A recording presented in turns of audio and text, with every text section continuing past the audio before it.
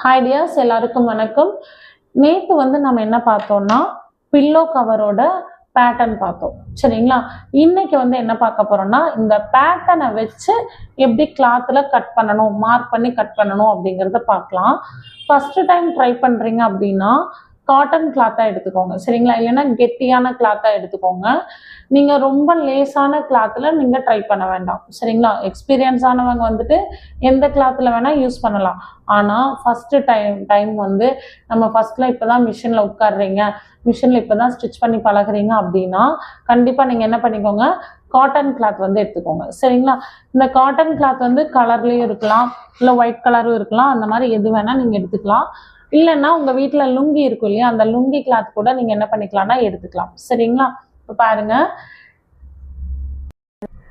இப்ப பாருங்க இந்த A4 ஷீட்டை எப்படி மடிக்கிறேன்னு பாருங்க.